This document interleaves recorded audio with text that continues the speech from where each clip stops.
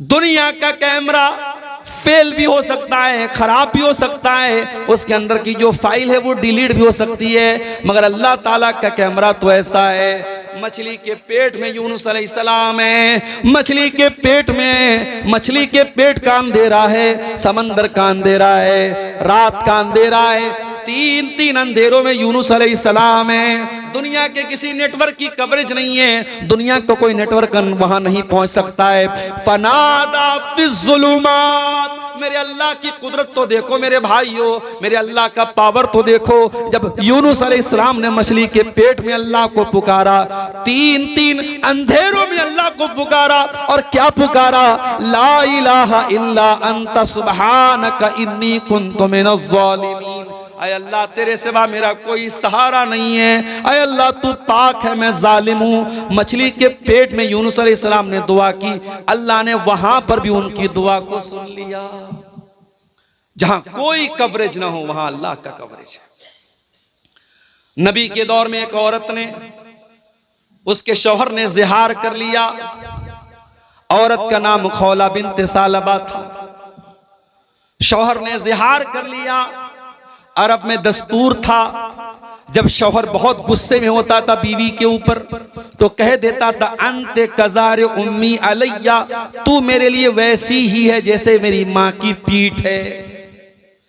इसीलिए उलमा कहते हैं कि औरत अगर आपके निकाह में है, बीवी अगर है, तो बीवी को प्यार मोहब्बत में आप बाबू बोल दें, सोना बोल दें, जानू बोल दें, मगर बाज लोग बीवी को बेटा बोल देते हैं, नहीं बोलना चाहिए।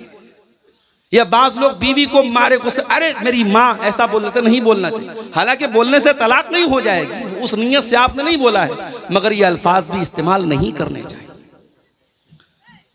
अरब में क्या होता था, लोग अपनी बीवी को गुस्से में कह देते तो तू मेरी माँ की पीठ की तरह है, तो वो बीवी हराम हो जाती थी। दौरे जाहिलियत में यही कानून था कि अगर शौहर बीवी से ज़िहार कर लेगा तो बीवी हमेशा के लिए हराम। खौला बिन्ते सालबा कई बच्चों की मां थी, बूढ़ी हो चुकी थी, 40-50 साल उनकी उम्र हो चुकी थी। उनके शौहर ने उनसे ज़िहार कर लिया। शौहर शर्मिंदा हुए, सहाबा से जाकर के फतवा मांगा।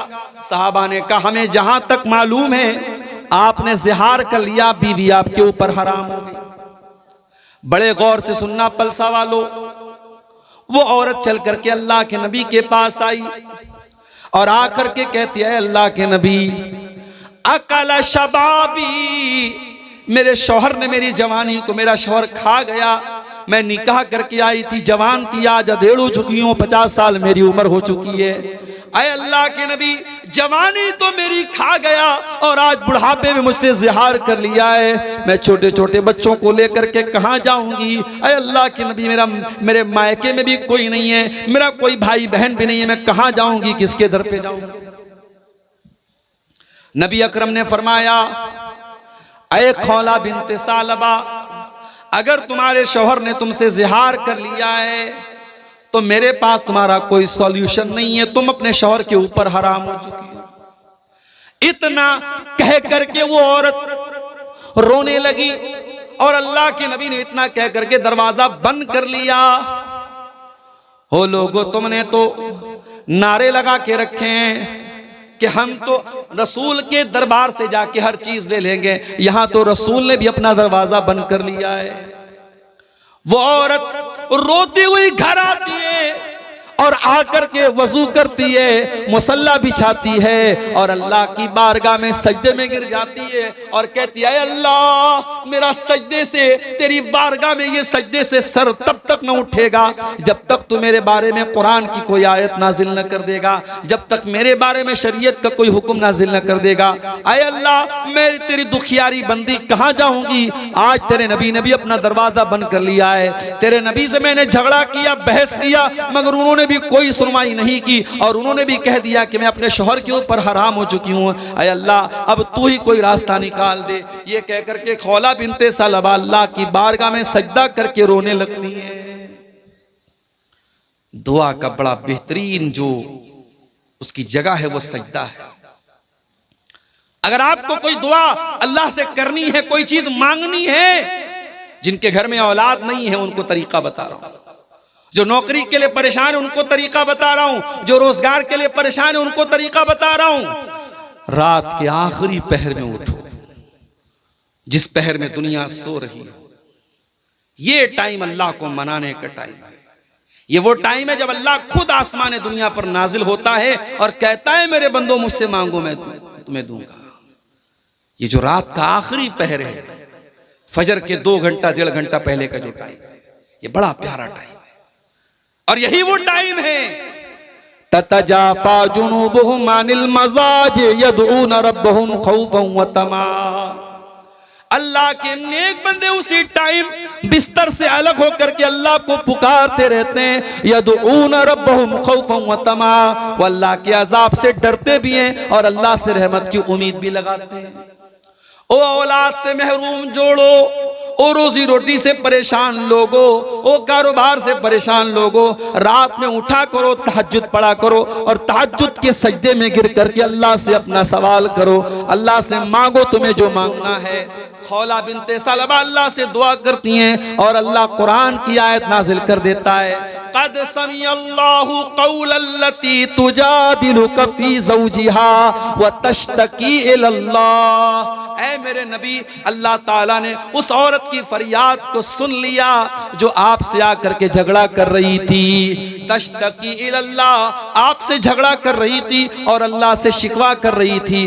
वल्लाहु यस्मउ तहावुरकुमा, और ऐ नबी जब आप उस औरत से बातचीत कर रहे थे अल्लाह ताला आपकी और उस औरत की बातचीत को सुन रहा था। हजरत आयशा कुरान की आयत के नाजिल होने के बाद कहती हैं, बड़ी पाक है वो ज़ात जो अर्श के ऊपर मुस्तवी है, जो 7वें आसमान के ऊपर अर्श पर उसकी ज़ात है, लेकिन वो अर्श वाली ज़ात अपनी बंदी की बातचीत को सुन रही थी। अल्लाह ताला अपनी उस बंदी की बातचीत को सुन रहा था, जबकि मैं वो आना फी नाहियतिल बैत, मैं उसी घर के कोने में थी। मैं उस औरत की बात नहीं सुन पाई, मगर नबी से उस औरत ने जो बातचीत की वो अल्लाह ताला ने सुन ली। ये ईमान होना चाहिए हमारा, अल्लाह का वो डर होना चाहिए हमारे अंदर। दुनिया में कोई देखे या ना देखे, अल्लाह देख रहा है, और अल्लाह जो देख रहा है मेरे प्यारे साथियों, तो अल्लाह हिसाब भी लेगा। फमन यामल मिस्काल ज़र्रतिन खैरन यरा, जर्रा बराबर तुम कोई नेकी करोगे वो भी सामने देख लोगे। वमन यामल मिस्काल ज़र्रतिन शर्रन यरा, और जर्रा बराबर तुम कोई गुनाह करोगे वो भी तुम अपने सामने देख लोगे। अल्लाह के तराजू पर सबको तौला जाएगा। फमन यामल मिस्काल ज़र्रतिन खैरन यरा, अल्लाह के तराजू पर तुम्हारे नामे आमाल में अगर कोई नेकी होगी तुम उसको भी सामने देख लोगे। वमन यामल मिस्काल ज़र्रतिन शर्रन यरा, और जर्रा बराबर नामे आमाल में कोई गुनाह होगा वो भी तुम देख लोगे। अल्लाह के रसूल के पास एक सहाबी आए, आए अल्लाह के नबी, मेरे कुछ गुलाम हैं, बड़ी बदतमीजी मेरे साथ करते हैं, बड़ी नाफरमानी करते हैं, मैं उनको गाली भी दे देता हूँ, कभी कभी मार भी देता हूँ। आए अल्लाह के नबी, कहीं अल्लाह ताला क्या मेरी पकड़ तो नहीं होगी, कहीं मुझको सजा तो नहीं दी जाएगी।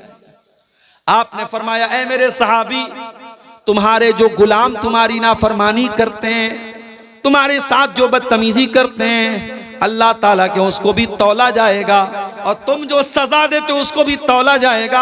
अगर तुम्हारी सजा कम होगी और उनकी नाफरमानी ज्यादा होगी, कान लकल फजलू, तो तुम्हारा फायदा हो जाएगा, तुम्हें उनकी कुछ नेकियां मिल जाएंगी, तुम्हारे कुछ गुनाह उनको दे दिए जाएंगे।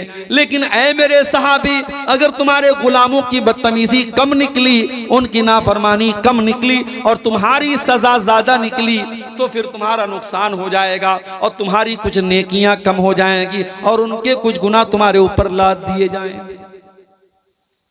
नबी ने इतना कहा, सहाबी एक कोने में गए, ज़ारो कतार रोने लगे, दहाड़े मार मार के रोने लगे और कहने लगे, अल्लाह के नबी, मैं अपने गुलामों को सजा तो देता हूँ मगर मैं नाप तौल के नहीं देता हूँ। मैंने नाप तौल के तो नहीं दिया है, मुझे क्या पता कहीं अगर मेरी सजा ज्यादा हो गई और उनकी नाफरमानी कम हो गई, अरे अल्लाह के नबी, तब तो मेरा बहुत नुकसान हो जाएगा। आपने फरमाया, ऐ मेरे सहाबी, क्या तूने कुरान की आयत नहीं पढ़ी है? अल्लाह ने कुरान में फरमाया, व नज़उल मवाज़ीनल क़िस्त लियौमिल क़ियामा, हम क़यामत के दिन इंसाफ का तराजू रखेंगे। व इन काना मिस्काला हब्बतिन मिन खरदलिन अतैना बिहा, और एक राई के दाने के बराबर भी अगर कोई चीज होगी अल्लाह के तराजू पर तुम्हारे सामने आ जाएगी। व कफा बिना हासिबीन, और अल्लाह जब हिसाब लेगा तो एक एक चीज का हिसाब लेगा। ऐ मेरे साहबी, तुमने अपने गुलामों को जो सजा दी है वो तो तौली जाएगी, वो तो नापी जाएगी। साहबी ने कहा, ऐ अल्लाह के रसूल, मैं इतना बड़ा खतरा मोल नहीं ले सकता, मैं इतना बड़ा रिस्क मोल नहीं ले सकता। मैं आपको गवाह बना के कहता हूं, इन्नी उशहिदुकुम अला अन्नहुम अहरारुन कुल्लुहुम, ऐ अल्लाह के नबी, मैं आपको गवाह बना के कहता हूं, मैं अपने सारे गुलामों को आजाद कर रहा हूं। आज देश से भ्रष्टाचार क्यों नहीं खत्म हो रहा है? क्यों ये करप्शन हो रहा है?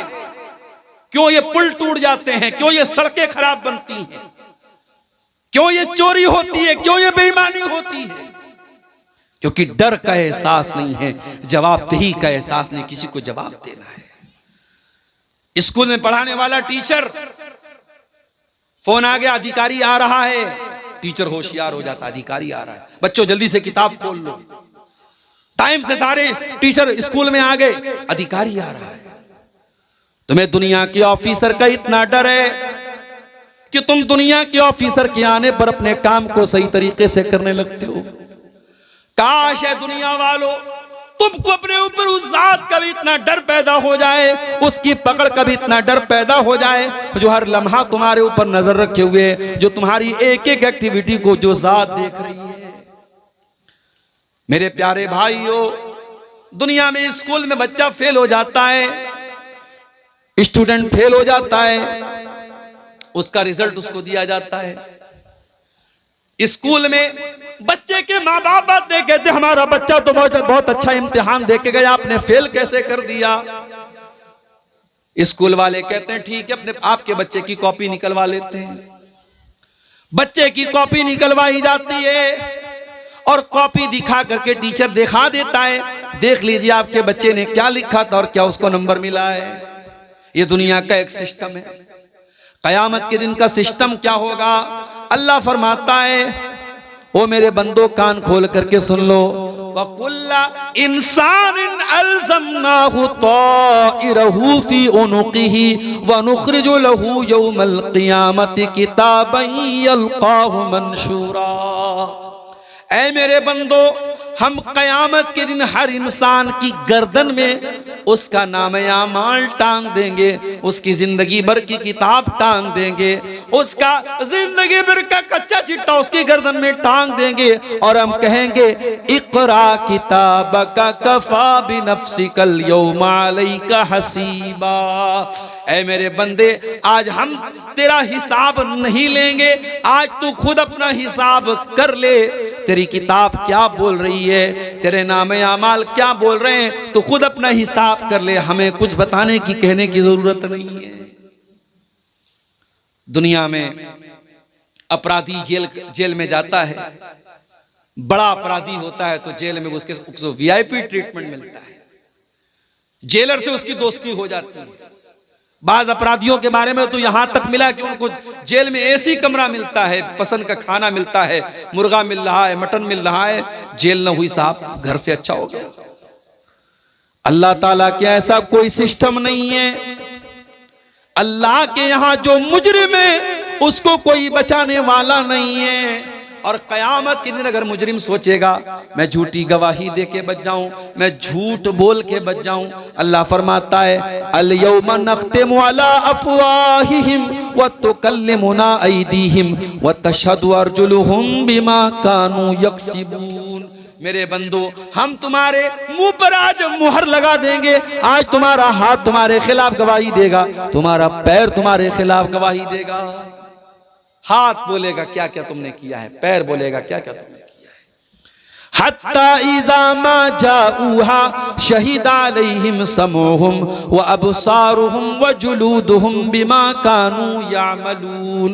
इंसान के कान उसके खिलाफ गवाही देंगे, इंसान की आंखें उसके खिलाफ गवाही देंगी, इंसान की चमड़ी उसके खिलाफ गवाही देगी।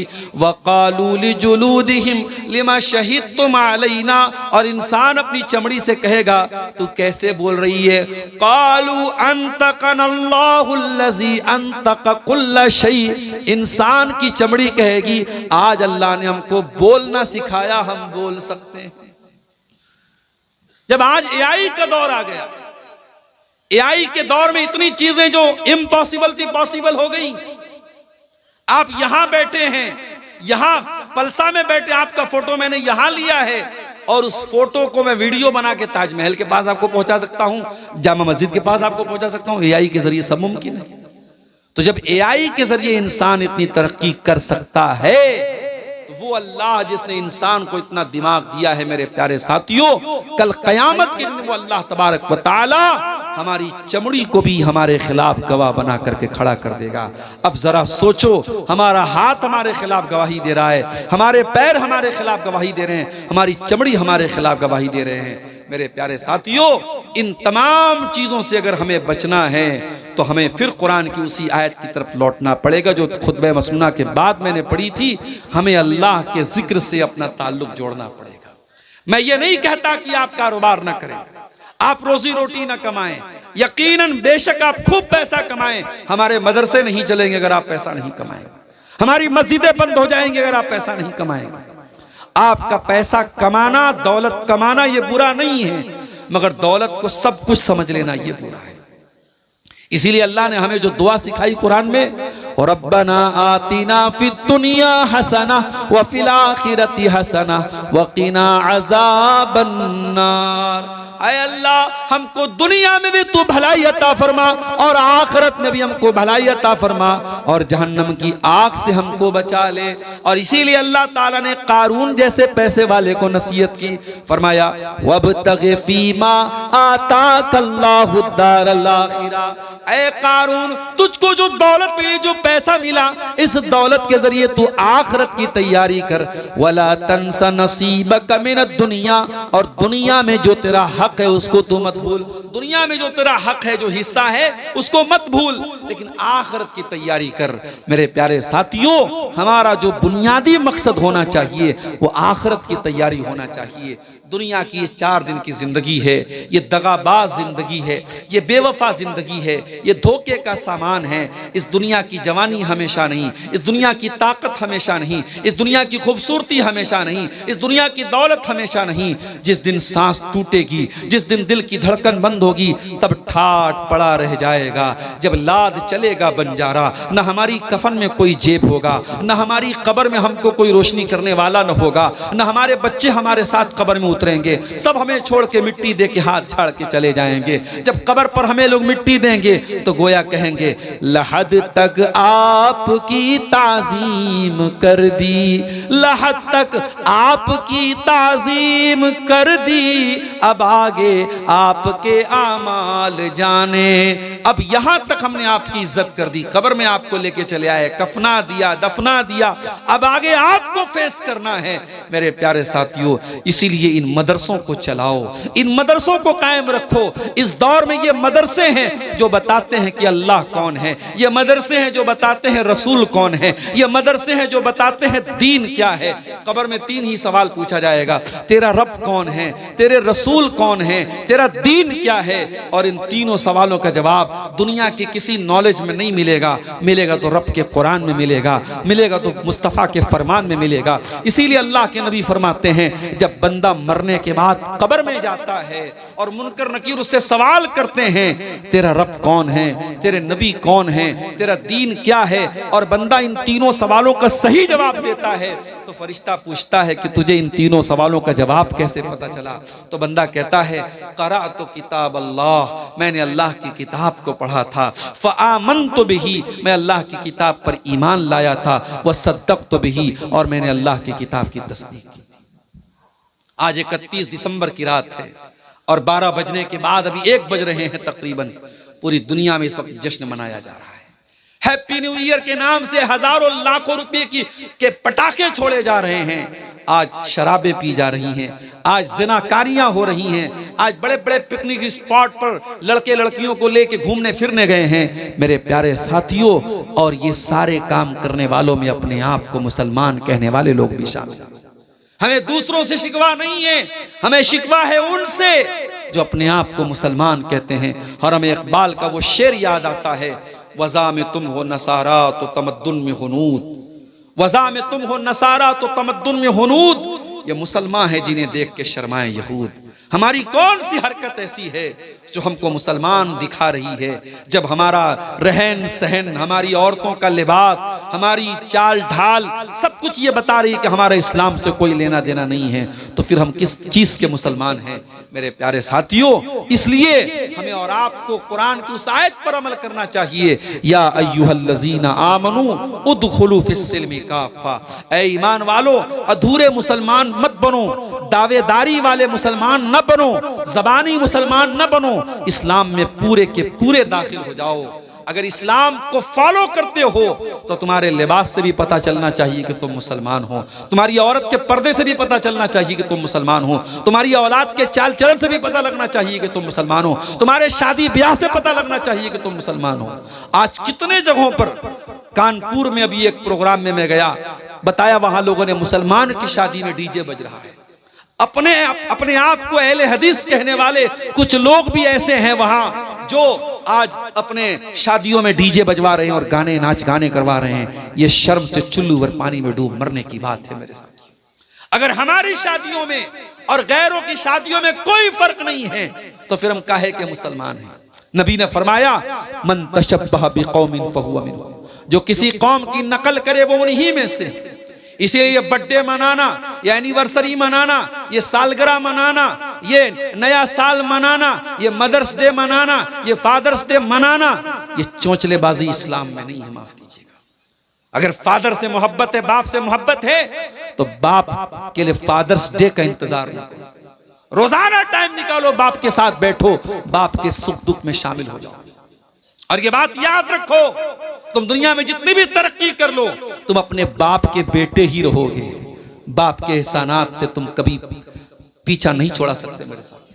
बाप जब तक जिंदा है तुम्हें कदर नहीं हो रही है, जिस दिन बाप जाएगा तुम्हें अंदाजा होगा कितने बोझ थे जो तुम्हारा बाप अपने सर पे उठाता था, और तुमको तुम्हारे बाप ने बिल्कुल तुमको उससे बरी करके रखा था, तुम्हें बेखौफ करके रखा था।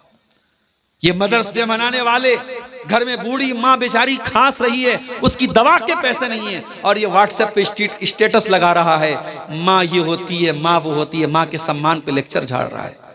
ये चोंचलेबाजियां इस्लाम की नहीं है मेरे प्यारे साथ, इस्लाम बरी है इनसे। इसलिए अपने आप को इन चोंचलेबाजियों से आजाद करो, अपने निकाह को सिंपल बनाओ। निकाह में लड़के को वलीमा करना है, वलीमा की ताकत है तो वलीमा करो, वो भी ताकत नहीं तो वलीमा फर्ज नहीं, जरूरी नहीं है वलीमा।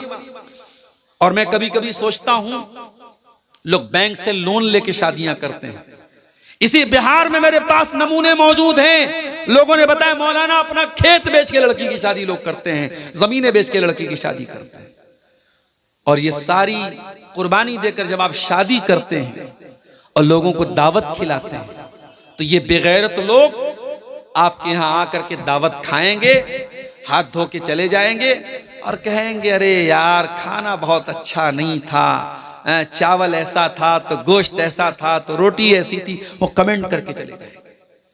इसका मतलब यह हुआ कि हम हजारों लोगों को जो खाना खिला रहे हैं अपनी गाड़ी कमाई से, कर्जे लेकर, लोन लेकर, ये हमारे कोई खैर खा लोग नहीं है। कहीं कहीं तो बारात लौट गई है साहब, बारात के मतलब का नाश्ता नहीं मिला, बारात के मतलब का खाना नहीं मिला, बारात लौट जाती है। इतने बेगैरत हो चुके हैं मेरे प्यारे साथियों हम। और एक इंसान न जाने कहां कहां से इंतजाम करके अपनी बेटी की शादी करता है, उसकी इज्जत का सवाल होता है, और वहां बाराती जाकर के वहां एटीट्यूड दिखाता है कि हमें ये नाश्ता चाहिए और हमें वो नाश्ता, हमें देसी मुर्गा चाहिए और हमें ये चाहिए। वहां जाकर के तुम नौटंकी करते हो, चुल्लू भर पानी में डूब मरना चाहिए। न इस्लाम में बारात की कोई हैसियत है, न जहेज की कोई हैसियत है, न ये बारातियों के एटीट्यूड की कोई हैसियत है। नबी ने 9 शादियां, नबी की 9 बीवियां एक साथ थी। नबी ने टोटल 11 शादियां की। नबी की बीवियों में कौन सी बीवी की शादी के मौके पर नबी बारात लेके गए, जरा बता दो हमको। नबी की 4 बेटियां थी, कौन सी बेटी को नबी ने जहेज दिया, जरा बता दो हमें। आज हम और आप अपने आप को अहले हदीस बोलते हैं। हमारा हाथ सीने पर, हम नमाज में रफुल यदैन करने वाले, आमीन जोर से बोलने वाले, सिर्फ हम नमाज के अहले हदीस हैं, सिर्फ हम इबादत में अहले हदीस हैं? नहीं मेरे साथी, हमें अपनी शादियों में भी अहले हदीस बनना पड़ेगा। हमें अपने लेन देन में भी अहले हदीस बनना पड़ेगा। अहले हदीस वो है जो कुरान और हदीस पर चलने वाला हो, जिसका अखलाक भी कुरान और हदीस वाला, जिसकी शादी ब्याह भी कुरान और हदीस वाली, जिसका लेन देन भी कुरान और हदीस वाला। आज अफसोस की बात है, कितने हमारे इसी सीमांचल के इलाके में मैं देखता हूं, नमाज से कोई मतलब नहीं। पैसा आ रहा है, मदरसे में खूब चंदा दे रहे हैं, मस्जिद में खूब चंदा दे रहे हैं, नमाज से कोई मतलब नहीं। अल्लाह की रस्सी बहुत ढीली करके रखी। अल्लाह ने जिन रस्सी टाइट कर लेगा, तुम्हें सड़क पर आते हुए देर नहीं लगेगी। दुनिया में मिसालें मौजूद हैं, कल करोड़पति थे, आज सड़क पर आ गए, कल बादशाह थे, आज भीख कटोरा मांग के भीख मांग रहे हैं, कटोरा लेकर। अल्लाह की पकड़ से डरो मेरे भाइयों। अगर तुम नमाज नहीं पढ़ते और तब भी अल्लाह रोजी दे रहा है, तुम अल्लाह को याद नहीं करते तब भी तुम्हारा काम चल रहा है, तो ये मत समझो कि अल्लाह तुमसे खुश है। अल्लाह ने ढील दे के रखी, और जिस दिन अल्लाह रस्सी को टाइट करेगा, तुम्हारे पास भागने का रास्ता नहीं बचेगा। इसीलिए अल्लाह कुरान में कहता है, रिजालुल्ला तुलहीहिम तिजारतुम वला बैउन अन जिक्रिल्लाह। हकीकत में मर्द वो लोग होते हैं जो कारोबार भी करते हैं, जो लेन देन भी करते हैं, मगर उनका कारोबार उनको अल्लाह के जिक्र से, नमाज से गाफिल नहीं करता है। यखाफून यौमन ततक़ल्लबु फीहिल क़ुलूब वल अब्सार। वो उस दिन से डरते हैं जिस दिन आंखें अपनी जगह पे नहीं रहेंगी, कलेजे अपनी जगह पे नहीं रहेंगे, आंखें उलट पलट जाएंगी, कलेजे उलट पलट जाएंगे। नमाज पढ़ो मेरे भाइयों, अपने बच्चों को भी नमाजी बनाओ, अपने घर का माहौल ऐसा बनाओ कि एक आदमी भी नमाज न पढ़े तो उसका हिसाब लिया जाए। माए जब मुसल्ले पर बैठे तो बेटियों को लेकर के बैठे, माँ अपनी बच्चियों को नमाजी बनाए, बाप अपने बच्चों को नमाजी बनाए। ईसा अलैहिस्सलाम जब दुनिया में पैदा हुए, अपनी माँ की गोद में पहला लफ्ज उन्होंने क्या बोला था? काला इन्नी अब्दुल्लाह, मैं अल्लाह का बंदा हूँ। आतानी अल किताब व जालनी नबिया, अल्लाह ने मुझको अपनी किताब दी, अल्लाह ने मुझको अपना नबी बनाया। व जालनी मुबारकन ऐनमा कुन्तु व औसानी बिस्सलाह, और अल्लाह ने मुझे बरकत वाला बनाया, और अल्लाह ने मुझे नमाज का हुक्म दिया है। ईसा अलैहिस्सलाम दूध पीते बच्चे हैं, अपनी माँ की गोद में पहला जुमला क्या बोलते हैं? अल्लाह ने मुझे नमाज का हुक्म दिया है। अगर ईसा अपनी माँ की गोद में नमाज की बात कर रहे हैं, तो मेरे प्यारे साथियों, हमारी और आपकी जिंदगी में भी नमाज होनी चाहिए। आइए, ये रात का सुहाना वक्त है, हम इस वक्त में ये अज़्म करें, ये अहद करें, और यहां से ये अहद करके जाएं कि अगर हमारी जिंदगी में नमाज नहीं है तो हम नमाज लाएंगे। अगर हमारी जिंदगी में अल्लाह का जिक्र नहीं है तो हम जिक्र लाएंगे, हम अल्लाह को याद करेंगे। और याद रखो मेरे भाइयों, मुल्क के हालात बहुत अच्छे नहीं हैं। अभी इस मुल्क में एक मुफ्ती साहब ने जब एक गैर मुस्लिम को, गैर मुस्लिम ही उसको कहा जाएगा, जो अल्लाह को नहीं मानता वो मुसलमान कहाँ है, एक मुल्हिद को एक मुसलमान आलिम दीन ने जब उसको लाजवाब कर दिया, तो ये बात बहुत सारे लोगों को हजम नहीं हुई। अब मुफ्ती साहब के पुराने पुराने वीडियोस निकाल करके मुफ्ती साहब के खिलाफ एक माहौल बनाया जा रहा है, और दुआ कीजिए अल्लाह खैर का मामला करे, वरना बहुत बड़ी मुसीबत में मुफ्ती साहब को डालने की कोशिश हो रही है। हालात ये है मेरे प्यारे साथियों, और इन हालात में हमारी जिम्मेदारी क्या है? हमारी बहुत बड़ी जिम्मेदारी ये है कि हम अल्लाह से अपना ताल्लुक मजबूत करें मेरे साथियों। अगर अल्लाह हमसे नाराज रहेगा तो हम दुनिया में कभी इज्जत नहीं पा सकते। इज्जत और जिल्लत अल्लाह के हाथ में। वलिल्लाहिल इज्जतु व लिरसूलिही व लिलमुमिनीन, इज्जत अल्लाह के लिए, इज्जत रसूल के लिए, इज्जत ईमान वालों के लिए। व तुइज्जु मन तशा व तुज़िल्लु मन तशा, अल्लाह जिसे चाहता है इज्जत देता है, अल्लाह जिसे चाहता है जिल्लत देता है। अगर हमें दुश्मन की चाल से बचना है, अगर हमें जालिमों के जुल्म से बचना है, तो हमें अल्लाह से अपना ताल्लुक मजबूत करना पड़ेगा मेरे साथियों। इसीलिए अल्लाह कुरान में कहता है फज़कुरूनी अज़कुरुकुम वश्कुरूली वला तकफुरून, मुझे याद करो मैं तुम्हें याद करूंगा। ऐ मेरे बंदो, जब तुम्हारी जिंदगी में हमारा जिक्र होगा, जब तुम हमको याद करोगे तो हम तुमको याद करेंगे, जब तुम हमारा शुक्रिया अदा करोगे तो हम तुम्हें दुनिया में इज्जत देंगे। मेरा शुक्रिया अदा करो, मेरी नाशुक्री मत करो।